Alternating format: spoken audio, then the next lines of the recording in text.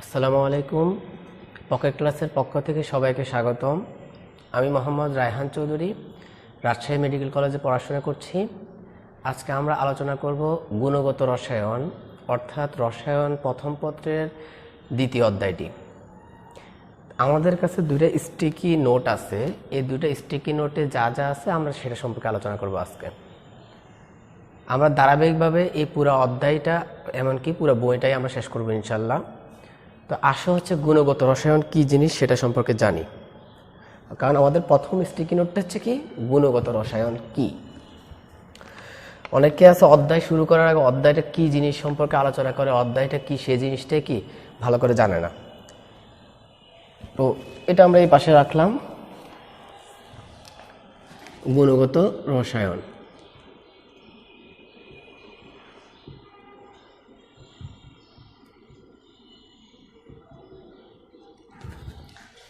গুণগত রসায়ন হচ্ছে, সহজ কথা হচ্ছে, আমাদের যা কিছু আছে সব কিছুর ক্ষুদ্রতম কণা কি, সবচেয়ে ক্ষুদ্রতম কণা হচ্ছে পদার্থের ক্ষেত্রে আমরা বলি পরমাণু, বা সব ক্ষেত্রে বলা যায় পরমাণু। তো পরমাণুর মধ্যে যে কণিকাগুলো আছে, একসময় তো বলা হয়েছিল যে পরমাণু সবচেয়ে ছোট কণিকা, এর চেয়ে ছোট কণিকা হইতে পারে না, কিন্তু পরবর্তীতে বিজ্ঞানীরা দেখছে না এর মধ্যেও আরও কণিকা আছে। তো এই কণিকাগুলো কিভাবে থাকে, তাদের আবিষ্কার, শনাক্তকরণ, এই ব্যাপারগুলো নিয়ে হচ্ছে গুণগত রসায়ন আলোচনা করবে। তো গুণগত রসায়ন আলোচনার শুরুতেই গুণগত রসায়ন কি করে, পরমাণুর মধ্যে ইলেকট্রনগুলো কিভাবে, পরমাণুর মধ্যে যে কণাগুলো আছে সেগুলো কিভাবে থাকে সেই জিনিসটা সম্পর্কে আলোচনা করে। সেটাকে বলা হয় কি পরমাণু মডেল। তাহলে পরমাণু মডেল কি জিনিস, পরমাণুর মধ্যে কণিকাগুলো কিভাবে আছে, কি কোন বিন্যাসে আছে, সেটাই হচ্ছে পরমাণু মডেল। আজকে আমাদের আলোচনার বিষয় হচ্ছে পরমাণু মডেল সম্পর্কে, কারণ আমাদের দ্বিতীয় স্টিকি নোটটা হচ্ছে পরমাণু মডেলের একটা পরমাণু মডেল নিয়ে। তো এখন পর্যন্ত অনেকগুলো পরমাণু মডেল আবিষ্কার হয়েছে। যারা অনার্সে পড়তেছে রসায়ন নিয়ে তারা হয়তো অনেক কিছু জানতেছে, বাট আমরা যারা ইন্টারমিডিয়েটে পড়তেছি আমরা শুধুমাত্র দুইটা পরমাণু মডেল সম্পর্কে জানি। যেহেতু তোমাদের বইয়ে 3টা পরমাণু মডেল দেওয়া আছে, অতএব 3টা পরমাণু মডেলের নামটা তোমাদের জানতেই হবে। কারণটা হচ্ছে অ্যাডমিশন টেস্টে দেওয়া হবে যে নিচের কোনটি পরমাণু মডেল নয়, তখন যাতে তোমরা এই 3টা চিনে বাকিটা আনসার করতে পারো। তো পরমাণু মডেলগুলো কি কি দেওয়া আছে আমি মুখে মুখে বলছি, কারণ আমরা আজকে আলোচনা করবো যেটা, সেটাই হচ্ছে লিখব। রাদারফোর্ডের পরমাণু মডেল, বোরের পরমাণু মডেল, কোয়ান্টাম বলবিদ্যা পরমাণু মডেল, এই 3টা পরমাণু মডেলের নামটা তোমাদের জানতে হবে। বাট বিশেষ করে জানতে হবে রাদারফোর্ডের পরমাণু মডেল আর হচ্ছে কোয়ান্টামের পরমাণু মডেল, বোরের পরমাণু মডেল সম্পর্কে। তো আজকে আমরা আলোচনা করবো হচ্ছে রাদারফোর্ডের পরমাণু মডেল। আসো আস্তে আস্তে আমরা যাই, তোমরা আমাদের সাথেই থাকো। আর হচ্ছে আমাদের ফেসবুক পেজে আমাদের এই স্টিকি নোটগুলো দেওয়া হবে, এবং কি নোটগুলো দিয়ে দেওয়া হবে। আমরা যে ক্লাসটা করব সেই ক্লাসের নোট দিয়ে দিবে ইনশাল্লাহ, আর রেগুলার ক্লাস করবে। তাহলে হচ্ছে রাদারফোর্ডের পরমাণু মডেল।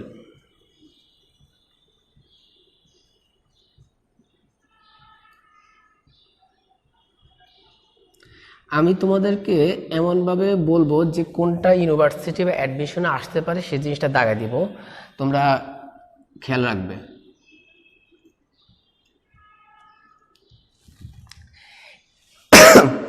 রাদারফোর্ডের পরমাণু মডেল যিনি দিয়েছেন তার নাম হচ্ছে রাদারফোর্ড, যার কারণে ওনার নাম অনুসারে এই মডেলটার নাম দেওয়া হয়েছে রাদারফোর্ডের পরমাণু মডেল। তো এই মডেলটা 1911 সালে উনি উত্থাপিত করেন। এই সালটা তোমরা একটু মনে রাখবা, 1911 সাল। 1911 সালে উনি রাদারফোর্ডের পরমাণু মডেলটি দেন। তো রাদারফোর্ডের পরমাণু মডেলের মধ্যে উনি কিভাবে এই পরীক্ষাটা করেন বা এই মডেলটা কিভাবে দেন, সেটা হচ্ছে আলফা কণা বিচ্ছুরণ পরীক্ষা। সেটাকে বলা হয় কি আলফা কণা বিচ্ছুরণ পরীক্ষা। আলফা কণা বিচ্ছুরণ পরীক্ষা বলার আগে আমরা জানতে চাইবো আলফা কণাটা কি জিনিস। তাহলে হচ্ছে আমাদের আলফা কণা বিচ্ছুরণ পরীক্ষাটার যে বেসিক সেটা আমরা জানতে পারবো। তোমরা সবাই জানো হিলিয়াম পরমাণুতে কয়টা ইলেকট্রন আছে? 2টা ইলেকট্রন আছে, কারণ হিলিয়াম পরমাণু হচ্ছে কি 2য় নম্বর পরমাণু। হিলিয়াম পরমাণু হচ্ছে 2য় নম্বর পরমাণু। এটা সবুজ কালি দিয়ে দিতেছি কারণ এটা একটা ইম্পর্টেন্ট একটা জিনিস।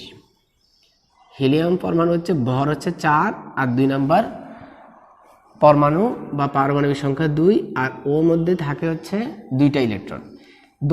যখন আমরা দুটো ইলেকট্রন নিয়ে নিব তখন সেটা দ্বিধনাত্মকে পরিণত হবে। এই যে এই দ্বিধনাত্মক হিলিয়াম পরমাণুকে আমরা তখন আয়নে পরিণত হবে, এই আয়নকে আমরা বলবো আলফা কণা। ওকে, এবার আসো আমরা এই যে রাদারফোর্ডের পরমাণু মডেলের মধ্যে কি কি উপকরণ লাগে, কিভাবে উনি পরীক্ষাটা করছে, তার আগে আমরা উপকরণগুলো জানি। উপকরণ,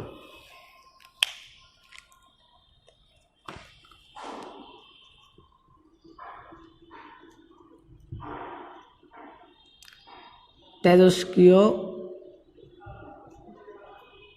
পরমাণু,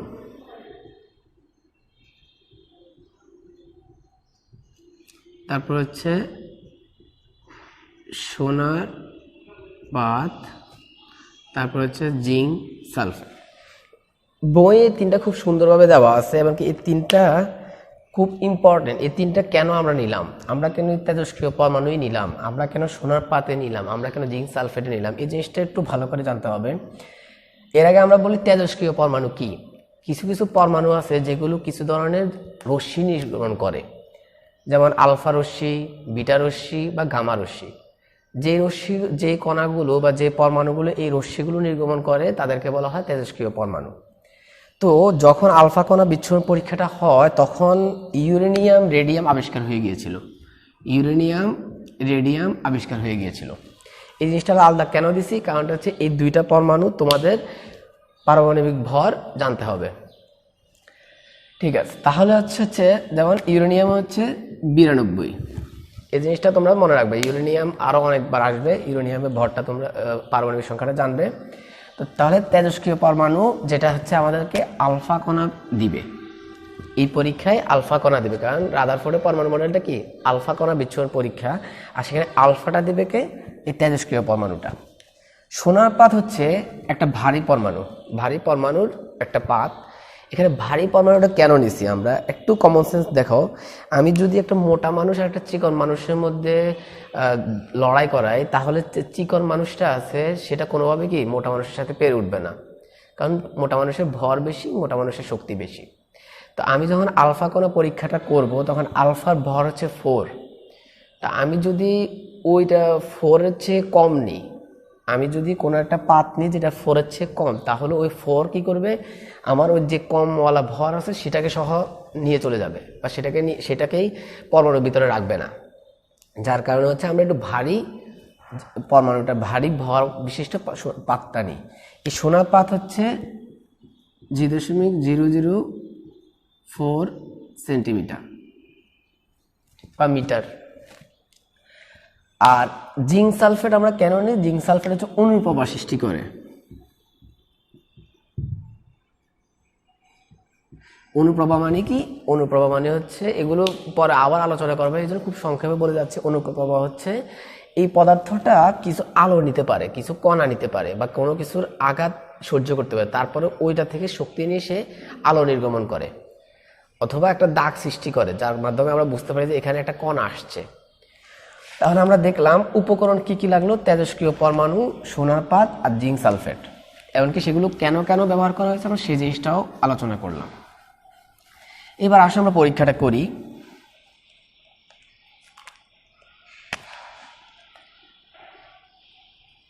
এটা হচ্ছে জিঙ্ক সালফেটের একটা পর্দা। ধরো এটা হচ্ছে সোনার পাত। সোনার পাতের এই অংশটা হচ্ছে আমরা জানি না, এই যে গোল অংশটা, এটা আমরা জানি না। আমরা জানি না বলতে কি, আমরা তো রাদারফোর্ড এখন, ঠিক আছে না, আমরা তো এখন রাদারফোর্ড। আর এই অংশটা হচ্ছে তেজস্ক্রিয় পরমাণু, ইউরেনিয়াম, রেডিয়াম, যে কোনো জিনিস, এখান থেকে আলফা কণা বিচ্ছুরণ হবে। তাহলে আমরা কি জিনিস পেলাম, আলফা কণা পেলাম, সোনার পাত পেলাম, জিঙ্ক সালফেট পেলাম। তো এখান থেকে আলফা কণা বিচ্ছুরণ হচ্ছে।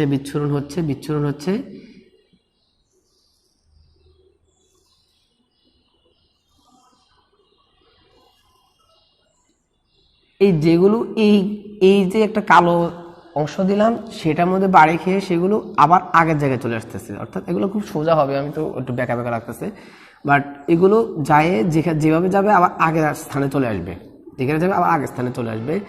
আর এখানে কিছু এগুলো ডিরেক্ট এখানে চলে যাবে। হ্যাঁ,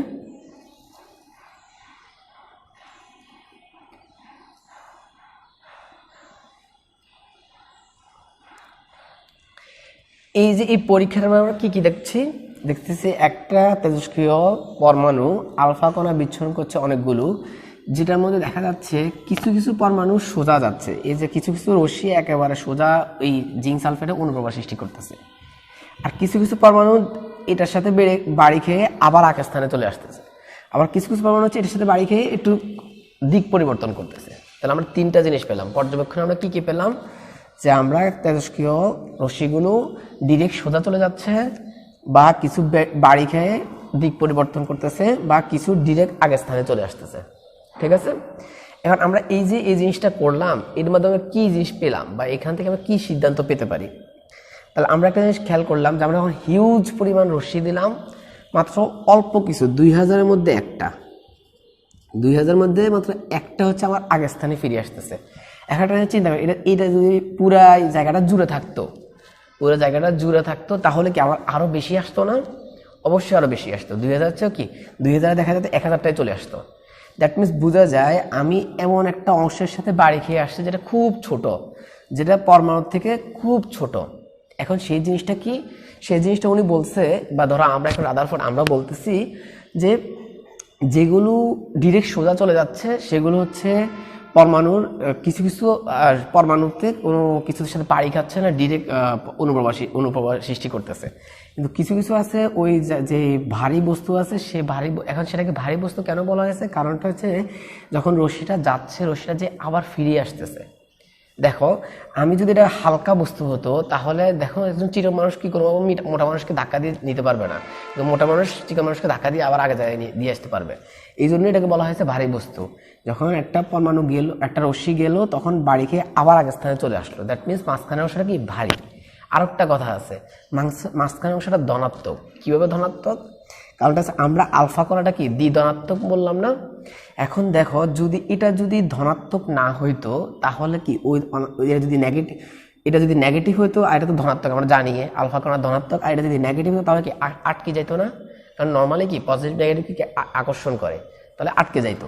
কিন্তু সে জিনিসটা করতেছে না, সেটা আবার ফিরে আসতেছে, আগের জায়গায় ফিরে আসতেছে। এই জন্য বলতেছে মাঝখানে যে অংশটা আছে সেটা হচ্ছে খুব ছোট, পাশাপাশি সেটা খুব ভারী, পাশাপাশি সেটা ধনাত্মক। তাহলে আমরা তিনটা জিনিস পেলাম। মাঝখানে যে অংশটা সেটা হচ্ছে পরমাণু আয়তনের তুলনায় খুব ছোট, খুব ভারী, আর হচ্ছে ধনাত্মক।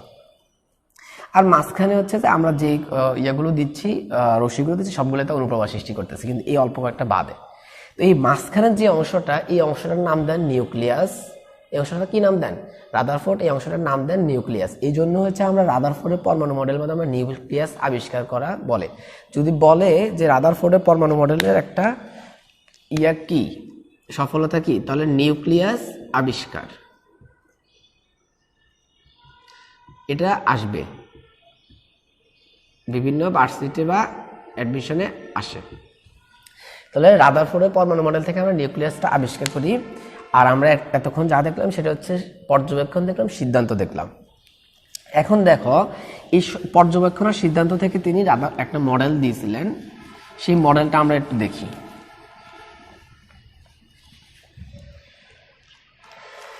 তিনি মডেলে বলছিলেন যে পরমাণুতে যে কণাগুলো থাকে, হ্যাঁ পরমাণুতে যে কণাগুলো থাকে, যেই উনি তো তখন পর্যন্ত ইলেকট্রন প্রোটনটা আবিষ্কার করতে পারেন নাই, শুধুমাত্র উনি আবিষ্কার করতে পারছেন মাঝখানে একটা ভারী বস্তু আছে, যেটার উপর ভিত্তি করে তিনি একটা পরমাণু মডেল দিয়েছিলেন, নিউক্লিয়াস আবিষ্কার করছিলেন। তো উনি বলছিলেন যে মাঝখানে যে ভারী বস্তুটা আছে এটা হচ্ছে ধনাত্মক, এটা হচ্ছে ভারী, আর এটা হচ্ছে পরমাণুর সামগ্রিক আয়তনের তুলনায় খুব ছোট। এটা হচ্ছে কি রাদারফোর্ডের পরমাণু মডেলের প্রথম স্বীকার্য। এই তো তিনি বললেন যে এটার মধ্যে যে এটা হচ্ছে পরমাণু নিরপেক্ষ, রাদারফোর্ডের পরমাণু হচ্ছে নিরপেক্ষ, অর্থাৎ এর মধ্যে যতটুকু ধনাত্মক আধান আছে ঠিক সেম পরিমাণ ঋণাত্মক আধান আছে, যতগুলো প্রোটন আছে ঠিক সেম পরিমাণ ইলেকট্রন আছে। তারপর 3 নাম্বার উনি বললেন যে এটা হচ্ছে সৌরজগতের ন্যায়। এখন এই জিনিসটা একটু বুঝো, সৌরজগতের ন্যায় মানে কি? আমরা জানি পৃথিবীর চারপাশে হচ্ছে আমাদের যে সূর্য আছে, সূর্যের চারপাশে গ্রহগুলো ঘুরে, পৃথিবী এক ধরনের গ্রহ। এই গ্রহগুলো কি পৃথিবী সূর্যের চারপাশে ঘুরে আবার নিজের কক্ষপথে ঘুরে সৌরজগতের। তো উনি বলছেন যে এই সৌরজগতের মতো করে আমাদের ইলেকট্রনগুলো ঘুরে। অর্থাৎ মাঝখানে ভারী বস্তু থাকে, চারপাশে হচ্ছে যে ইলেকট্রনগুলো ঘুরে। তো উনি বললেন যে এই যে ইলেকট্রনগুলো থাকবে সেটা যে কেন্দ্র বিমুখী বল, অর্থাৎ কেন্দ্র থেকে দূরে সরে যাওয়ার যে বলটা আর কেন্দ্রের দিকে যে বলটা সেটা সমান। একটু দেখো, যদি এই জিনিসটা সমান না হইতো তাহলে কি হইতো, আমার যদি এই জিনিসটা সমান না হতো তাহলে ইলেকট্রনটা কি যে সৌরজগতের মধ্যে ঘুরতো না, দূরে চলে যেত। যার কারণে আমাদের স্বাভাবিকভাবে আমাদের পরমাণু, আমাদের যে পৃথিবীও সূর্যকে আকর্ষণ করে, পাশাপাশি আবার কি নিজের কক্ষপথে ঘুরার মাধ্যমে সেটা হচ্ছে কি আবার কেন্দ্রমুখী বল সমান থাকার কারণে আমরা নির্দিষ্ট একটা কক্ষপথে ঘুরি পৃথিবীটা। তো ঠিক সেমভাবে উনি বলছেন যে বিমুখী বল আর কেন্দ্রমুখী বলটা কি পরস্পর সমান, যার কারণে হচ্ছে ইলেকট্রনটা কক্ষপথে উনি আবিষ্কার করতে পারে নাই, উনি বলে না, সেটাই আমরা পরে আলোচনা করতেছি। বাট সৌরজগতের নেই, এটা ঘুরে, মানে বিচ্যুত হয় না। এটা হচ্ছে ওনার কথা। এই জিনিসটা আমরা 9-10 থেকে পড়ে আসছি, কম বেশ আলোচনাও সবাই করছে, টিচাররা আলোচনা করছে, বাট তারপর আমি আলোচনা করলাম যাতে তোমাদের কারো যদি ঘাটতি থাকে সেটা যাতে পূরণ হয়। বাট এটার কিছু সীমাবদ্ধতা আছে। হ্যাঁ, সীমাবদ্ধতা মানে কি? সীমাবদ্ধতা মানে হচ্ছে উনি যে মডেলটা দিচ্ছেন ওই মডেলটার বিপক্ষে কিছু কথা আছে, যেটাকে আমরা সীমাবদ্ধতা বলি। তো উনি বলছিলেন কি সৌরজগতের নেই, ঠিক আছে না? তো একটা জিনিস খেয়াল করো, সৌরজগতে যে পৃথিবী বলো, গ্রহ বলো, এগুলো কিন্তু কোনো আধান নাই, আধান নাই। কিন্তু উনি বলছেন সৌরজগতের নেই, দ্যাট মিনস সব কিছুই সৌরজগতের নেই হওয়ার কথা। কিন্তু আমরা দেখছি পরমাণুতে প্রোটন আর হচ্ছে ইলেকট্রন থাকে, যেগুলো হচ্ছে আধান বিশিষ্ট। প্রোটন আর ইলেকট্রন থাকে। ইলেকট্রন তার বহু আগে আবিষ্কার হয়েছিল, মানে এই যে তখন জে থমসন এই যে পরমাণু রাদারফোর্ডের পরমাণু মডেল দেওয়ার আগে ইলেকট্রন বহু আগে আবিষ্কার হয়েছে, যার কারণে উনি বুঝতে পারছেন যে ওখানে ঋণাত্মক আধান বলে কিছু একটা আছে। বাট ধনাত্মক আধানটা উনি পুরোপুরি আবিষ্কার করতে পারেন না। তারপরে 1911 সালেই মূলত পক্ষে প্রোটনটা আবিষ্কার হয়। তো যাই হোক, কি জানি বলে এই প্রোটন আর ঋণাত্মক, উনি বলছে কি যে প্রোটন আর ইলেকট্রন কি তাহলে অবশ্যই আধান আছে, যেটা হচ্ছে সৌরজগতের নেই, মানে না। তাহলে প্রথম কথা কি, আমরা সৌরজগতের নেই যে কথাটা বলছে এই কথাটা কি আসলে যৌক্তিক না, কারণ ওখানে আধান থাকে না আর এখানে আধান থাকে। তারপর আসলে ম্যাক্সওয়েল এর একটা তত্ত্ব ছিল, উনি যখন আবিষ্কার করেন তার আগে ম্যাক্সওয়েল একটা কথা বলেছেন যে যদি কোনো একটা আধান বিশিষ্ট কণা, কোনো একটা আধান কণা যদি কোনো বৃত্তাকার পথে ঘুরে তাহলে সেটা শক্তি বিকিরণ করতে থাকবে। শক্তি বিকিরণ করলে তার কক্ষপথ ছোট হয়ে যায়, বুঝছো? শক্তি বিকিরণ করবে, তার কক্ষপথ ছোট হবে। আমরা এই জিনিসটা নিয়ে আলোচনা করবো, আমরা যখন বোরের পরমাণু মডেল পড়বো তখন এই জিনিসটা নিয়ে আলোচনা করতে সহজ হবে। তারপরে একটু সহজে বলি, সেটা হচ্ছে উপরের কক্ষপথ থেকে নিচের কক্ষপথে আসলে শক্তি বিকিরণ করে, আর নিচের কক্ষপথ থেকে উপশক্তি স্তরে গেলে শক্তি শোষণ করে। শক্তি শোষণ মানে কি, শক্তি গ্রহণ করে আর বিকিরণ করে শক্তি বাদ দেয়। শক্তি বাদ দিলে তার শক্তি কমে যায় না, কমে যাওয়ার কারণে সেটা তত ইলেকট্রনের কাছাকাছি, কারণ শক্তি বিকিরণ ততই কি কক্ষপথের কাছাকাছি আসে, ইলেকট্রন এই কেন্দ্রের কাছাকাছি আসে। তো উনি বলছেন যে যখন কোনো আধান কণা এরকম বৃত্তাকার পথে ঘুরবে তখন সেটা আস্তে আস্তে শক্তি বিকিরণ করবে, আর শক্তি বিকিরণ করার কারণে সেটা আস্তে আস্তে ভিতরের দিকে আসবে। আস্তে আস্তে এখন এই কষ্টটা কিন্তু অনেকের মাথায় আসে, কেন ভিতরে আসে? কারণ কি, শক্তি বিকিরণ করলে কক্ষপথ ছোট হয়ে যায়। তো এইভাবে আস্তে আস্তে বিকিরণ করে সে কেন্দ্রে চলে আসবে, যার কারণে এটা একটা অস্থায়ী অবস্থা সৃষ্টি করবে। কিন্তু আমরা দেখি কি প্রকৃতপক্ষে কোনো আধানেই কোনো পরমাণুই অস্থায়ী অবস্থা সৃষ্টি করে না। নর্মালি কোনো আধানেই কোনো পরমাণুই অস্থায়ী অবস্থা সৃষ্টি করে না। দ্যাট মিনস ওনার এই কথাটা সঠিক না। কোন কথাটা? যে উনি বলছে যে সৌরজগতের নেই ঘুরে, সৌরজগতের যদি দ্যাট মিনস ঘুরতেছে, আবার সেটা আধান। তা আধান হলে ঘুরতেছে, তাহলে কক্ষপথ করতে করতে আস্তে আস্তে সময় ইলেকট্রনটা কি প্রোটনের ভিতরে ঢুকে যেত, আর প্রোটনটা কি পরমাণুটা অস্থায়ী হয়ে যেত, কিন্তু সেই জিনিসটা হচ্ছে না। তাহলে এই কথাটাও সঠিক না, এই কথাটাও সীমাবদ্ধতা আছে। তারপর উনি বলছে সৌরজগতের নেই, কিন্তু সৌরজগতের নেই বললো ইলেকট্রনগুলো কিভাবে ঘুরে, কোন কক্ষপথে ঘুরে বা কিভাবে এটা পরিক্রমণ করতেছে, এই জিনিসগুলো আলোচনা করে না। কক্ষপথ সম্পর্কে উনি কোনো কথাই বলেন নাই। এই তাহলে আমরা আজকে শিখলাম হচ্ছে রাদারফোর্ডের পরমাণু মডেল, যেখানে আমরা এটার উপকরণগুলো শিখলাম। আলফা কণা, সোনার পাত, আর হচ্ছে জিঙ্ক সালফেট। আলফা কণা হচ্ছে হিলিয়ামের দ্বিধনাত্মক আধান, আর সোনার পাত হচ্ছে যেটা হচ্ছে একটা ভারী পরমাণুর পাত, আর জিঙ্ক সালফেট যেটা অনুপ্রবাহ সৃষ্টি করতে পারে। তারপর আমরা একটা পর্যবেক্ষণ করছি, সিদ্ধান্ত দেখছি যে আমাদের এখানে এতটুকু অংশে ইলেকট্রন যাচ্ছে, আবার ফিরে আসতেছে, আবার বাকিগুলো হচ্ছে ওই যে জানি বলে জিঙ্ক সালফেট আঘাত করতেছে। এটা দেখে উনি বুঝতে পারছে যে পরমাণুর অধিকাংশ স্থানে ফাঁকা, তারপর উনি বুঝতে পারছে যে পরমাণুর যে কেন্দ্রের যে অংশটা অর্থাৎ নিউক্লিয়াসটা পরমাণুর সম্পূর্ণ ভরের তুলনায় অনেক কম, আর ভরের সর্বোচ্চ ভর আর হচ্ছে আয়তন সবচেয়ে কম। তারপর উনি মডেল দিচ্ছিল, তারপর সীমাবদ্ধতা আমরা আলোচনা করছিলাম। যেটা বলছি সীমাবদ্ধতা আমরা আলোচনা করব। তোমরা পরীক্ষা হলে এই জিনিসটা খুব ভালোভাবে মনে রাখবে, সৌরজগৎ আর ম্যাক্সওয়েল এই কথাটা যাতে থাকে, সৌরজগতের যে কথাটা বললাম এই কথাটা আর ম্যাক্সওয়েলের এই কথাটা যাতে থাকে। তো আমরা ইনশাল্লাহ পরবর্তী ক্লাসে রাদারফোর্ডের পরমাণু মডেল সম্পর্কে জানবো, রাদারফোর্ডের পরমাণু মডেল, তারপরে ওনার সীমাবদ্ধতা, ওনার পরীক্ষা সম্পর্কে আমরা জানবো। আর হচ্ছে ওনার যে মডেলটা, ওই মডেলটার মাধ্যমে হচ্ছে আমাদের ইন্টারমিডিয়েট বইয়ের ম্যাক্সিমাম জিনিস তৈরি করা এই অধ্যায়ের। তো অতএব ওই অধ্যায়টা আমরা খুব ভালোভাবে শুনবো। আর তোমরা ইনশাল্লাহ আমাদের এই ক্লাসটা সবাই তোমার বন্ধুদের কাছে পাঠিয়ে দিবে। ভালো থেকো। পকেট ক্লাসের পক্ষ থেকে সবাইকে আবারও ধন্যবাদ। আসসালামু আলাইকুম।